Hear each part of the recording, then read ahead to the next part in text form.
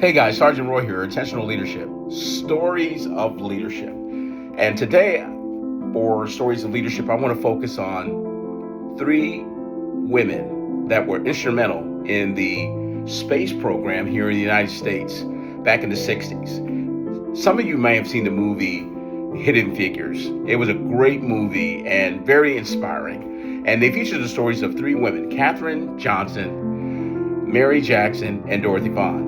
And these women this is during the time of civil rights, the opportunities that were not made available to not only to African American people, but also to women. And each of these women were instrumental in the NASA project that launched the astronaut John Glenn into space. They were all mathematicians. I mean, like for example, Katherine Johnson, they were able to be used to determine the calculations for the launch. Like Katherine Johnson was able to find some flaws that got overlooked for the planning team that was planning for John Glenn's launch into space. Mary Jackson found a flaw in the heat shield that was recognized and everything. But there's one particular story that really motivated me, and this talks about Dorothy Vaughan. There's a part of the movie where Dorothy Vaughan, she finally gets some insight to realize that this manual process that they were currently involved in NASA, that she had enough foresight to realize that eventually all these processes were going to be automated at some point. But there's a scene in the movie, she goes to the library with her son, and she kind of steals a book on computer language, on Fortran computer language.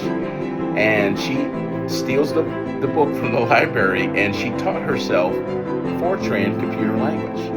And the reason why she did that, because she realized that at some point that NASA was going to pretty much get rid of the manual processes and institute an automated process using computer systems and stuff, advanced computer systems. And when that change came, she was ready.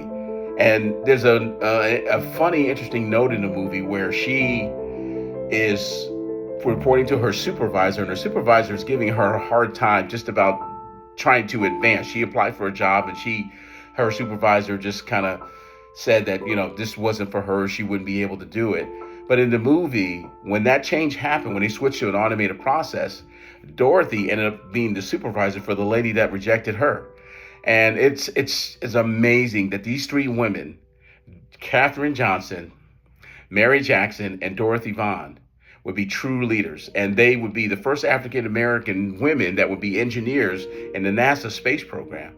And what an inspiring career these women have had. They are truly what I call intentional leaders.